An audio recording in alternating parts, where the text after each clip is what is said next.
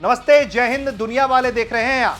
दोस्तों, आज ऐसी तस्वीर आपको दिखाने जा रहे हैं जिसे देखकर आप समझ जाएंगे कि इस देश में तानाशाही ने दस्तक दे दी है। यह देश है तुर्की। तो सबसे पहले कुछ रोचक तस्वीरें और रोचक बातें बता देते हैं। इन तस्वीरों को देखिए। इन तस्वीरों में आपको दिखाई दे रहा है कि किस तरह से लोग पुलिस वालों पर ही पटाखे जला रहे हैं। और दूसरी तस्वीर फिर आपके सामने, जहां पुलिस वाले प्रदर्शनकारियों पर जबरदस्त हमला करते हुए दिख रहे हैं। एक दूसरे पर जानलेवा हमले की स्थिति है। घसीटा जा रहा है, मारा पीटा जा रहा है। और यह सब क्यों? क्योंकि यह लड़ाई लोकतंत्र बनाम तानाशाही की है।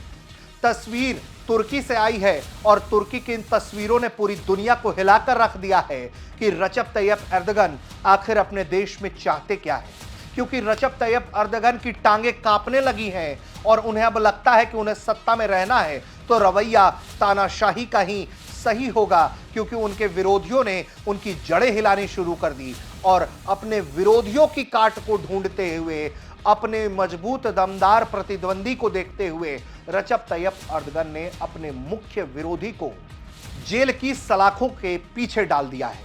उस पर करप्शन के आरोप लग गए हैं, उस पर टेरर के चार्जेस लग गए हैं। तो आपको हमने ये तस्वीरें दिखा दी हैं और अब बात इस वीडियो में पूरी कहानी की करते हैं कि क्या हो रहा है। दरअसल हुआ क्या कि तुर्की की राजधानी अंकारा समेत पूरे देश में राष्ट्रपति रजब तैयब एर्दोगन के खिलाफ प्रदर्शन शुरू हो गए। यह प्रदर्शन क्यों हो रहा है? क्योंकि एक्रम इमामोग्लू को रजब तैयब एर्दोगन ने गिरफ्तार करवा दिया। यह गिरफ्तारी उस वक्त करवाई गई जब 23 मार्च को पार्टी की बैठक होनी थी और वहां तुर्की के राष्ट्रपति एर्दोगन के खिलाफ पार्टी की तरफ से राष्ट्रपति का उम्मीदवार घोषित किया जाना था। लेकिन उसके पहले ही इस तरह की तस्वीरें सामने आ गई जहां मुख्य विपक्षी पार्टी के नेता को ही एर्दोगन ने गिरफ्तार करवा दिया। सीएचपी के इस नेता की गिरफ्तारी के बाद से पूरा तुर्की उछल पड़ा, कूद पड़ा और नतीजा यह हुआ कि लोग सड़कों पर उतर आए। तो इन तस्वीरों को देख लिया आपने समझ लिया कि कहानी क्या है। कहानी असल में है क्यों और क्यों रजब तैयब एर्दोगन को डर लगने लगा है, उनकी टांगें कांपने लगी हैं। उनको क्यों लगने लगा है कि तुर्की की कमान उनके हाथ से निकल सकती है और वो तुर्की को जो इस्लामिक खलीफा बनाने की तैयारियां कर रहे थे उसे झटका लग सकता है। विस्तार से इस वीडियो में, दुनिया वाले में, हम इसी की चर्चा करने जा रहे हैं। तो हुआ ये कि एर्दोगन की जो पार्टी है, जस्टिस एंड डेवलपमेंट पार्टी, साल 2003 से ही तुर्की की सत्ता पर काबिज है। इससे पहले 1994 में वो इस्तांबुल के मेयर बने। 1998 तक इसी पद पर रहे। रूढ़िवादी इस्लामिक छवि वाले एर्दोगन तेजी से तुर्की में लोकप्रिय हुए। 2003 में प्रधानमंत्री बनते हैं। 2014 से वो तुर्की के राष्ट्रपति चुने गए। तब से ही राष्ट्रपति पद पर काबिज है। तुर्की का संविधान अब एर्दोगन को फिर से राष्ट्रपति चुनाव लड़ने की अनुमति नहीं दे रहा, लेकिन 2028 में होने वाले राष्ट्रपति चुनाव में वो फिर से उतरना चाहते हैं। अगर एर्दोगन को चुनाव में शामिल होना है तो या तो उन्हें संशोधन करना पड़ेगा संविधान में, जो कि काफी मुश्किल प्रक्रिया है, या फिर समय से पहले चुनाव कराने होंगे। और इन सबसे पहले एर्दोगन के लिए जरूरी था कि वो अपने विरोधियों को कुचल दें, जिसकी शुरुआत ही उन्होंने मुख्य विपक्षी नेता इमामोग्लू की गिरफ्तारी से कर दी। ये इस्तांबुल के मेयर भी थे। तुर्की के 55 से अधिक प्रांतों में इस तरह के प्रोटेस्ट की तस्वीरें सामने हैं, जहां एर्दोगन सरकार के खिलाफ बड़े पैमाने में विरोध प्रदर्शन हो रहा है और लोग कह रहे हैं कि ये तानाशाही है, ये एक तरीके से तख्ता पलट की कोशिश है और इसे बर्दाश्त नहीं किया जा सकता है। अब आपको बताते हैं कि इमामोग्लू से क्यों डरते हैं एर्दोगन। दरअसल सैन डियागो स्टेट यूनिवर्सिटी में centre for Islamic and Arabic studies के निर्देशक और राजनीतिक विज्ञान के प्रोफेसर अहमद टी कुरू कहते हैं, उन्होंने द कन्वर्सेशन में लिखा है कि इमामोग्लू के डिप्लोमा डिग्री को रद्द करना और भ्रष्टाचार के आरोप में उन्हें गिरफ्तार करना दिखाता है कि एर्दोगन डरे हुए हैं। इमामोग्लू उनके 22 साल के शासन के लिए एक गंभीर खतरा है।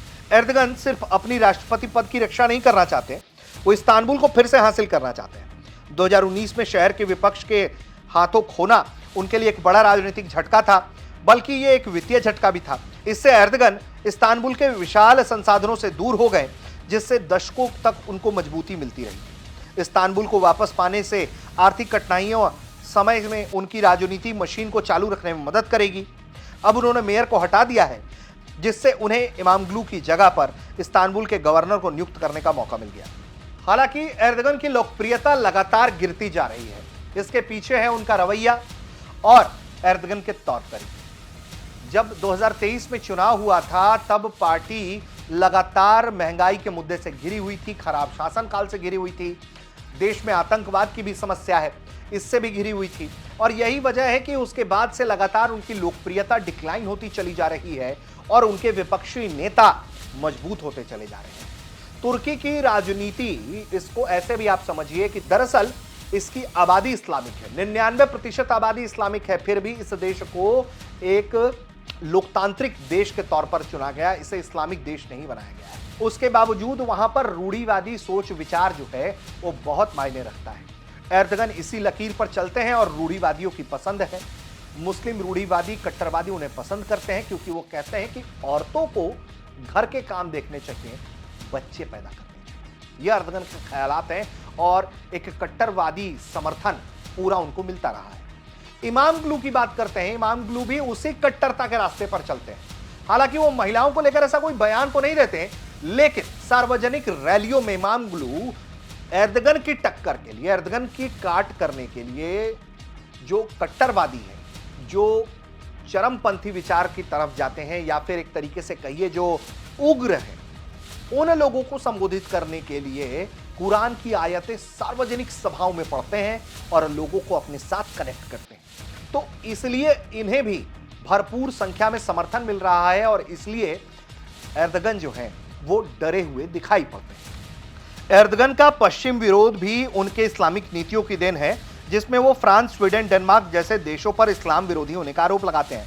एर्दोगन खुद को दुनिया भर के मुसलमानों का रहनुमा मानते हैं और फ्रांस ने जब मुस्लिम कट्टरपंथियों पर कार्रवाई की, तब उन्होंने उसका भारी विरोध किया। इसी वजह से 2020 में फ्रांस और तुर्की के रिश्ते बिगड़ गए। स्वीडन में इस्लाम के कथित अपमान और कुरान की प्रतियां जलाने पर भी एर्दोगन ने भारी विरोध किया। कुरान के कथित अपमान से नाराज एर्दोगन ने सालों तक स्वीडन को नेटो का सदस्य बनने से रोके रखा। हालांकि इन तमाम कोशिशों के बावजूद भी एर्दोगन की जो सत्ता है वो फिसल रही है, वो हिली हुई है, क्योंकि एक विशेषज्ञ हैं अहमद टी कुरू। अहमद टी कुरू लिखते हैं कि यही वजह है कि इमामग्लू जो हैं उनकी लोकप्रियता बढ़ती है और वो लगातार एर्दोगन की काट के तौर पर सामने आते हैं। यही वजह है कि उनकी क्षमताओं ने कट्टरवादियों को अपने साथ जुड़ाव में 2019 में इस्तांबुल मेयर चुनाव में एर्दोगन की पार्टी को 2 बार हार का सामना करना पड़ गया। पहली बार हार को एर्दोगन ने अस्वीकार कर दिया था, जिसके बाद सुप्रीम इलेक्शन काउंसिल ने चुनाव को रद्द कर दिया। 2024 में इमामग्लू दोबारा इस्तांबुल के मेयर चुने गए, जिससे उन्हें एक ऐसा नेता माना जाने लगा जो चुनाव में एर्दोगन को हरा सकते हैं। कुरू कहते हैं कि इमामग्लू की लोकप्रियता उनके राष्ट्रपति बनने के लिए काफी नहीं है, बल्कि हालिया घटनाएं बताती हैं कि उन्हें चुनाव से दूर रखने के लिए कई पेच फंसाए जाएंगे, जिसमें बेहद खास है उनके ऊपर करप्शन के चार्जेस, टेरर के चार्जेस, जिसके जरिए उनको चुनाव से दूर कर दिया गया है। एर्दोगन लगातार यही चाहते हैं कि उनके विरोधी दूर रहें और वो तुर्की की सत्ता में काबिज रहें। अब उनके पास 2 रास्ते हैं तुर्की की सत्ता में तानाशाही को काबिज करने के लिए, कि संविधान का संशोधन कर लें और अपने लिए फिर से रास्ता खोल ले 2028 के चुनाव का, या फिर पहले से मध्यावधि चुनाव करा लें। लेकिन उसके बावजूद जिस तरह से लाखों की संख्या में दोस्तों, लाखों लाख लोग 55 प्रांतों में सड़कों पर हैं तुर्की के राष्ट्रपति के खिलाफ, मुसीबत कम नहीं हो रही है। मुसीबत कम नहीं हो रही है, बढ़ रही है। और आप प्रतिरोध को, विरोध को जितना दबाएंगे, जितना उसे कुचलने की कोशिश करेंगे अपने बूटों तले, अपनी ताकत तले, विरोध और भी ज्यादा मुखरता के साथ ज्वालामुखी बनकर फटता है। इतिहास हमें यही सिखाता है और हमें नहीं मालूम है कि तुर्की के राष्ट्रपति रजब तैयब एर्दोगन इतिहास के इन सबक से सीख क्यों नहीं रहे हैं, उन्हीं गलतियों को क्यों दोहरा रहे हैं। तो तुर्की की ये जो जानकारी थी बेहद दिलचस्प थी, तो हमने सोचा कि आपको बताएं, सुनाएं, और आगे भी जो अपडेट होगा भारत तक वो आपको बताता रहेगा। आप देख रहे थे दुनिया वाले। धन्यवाद, नमस्कार।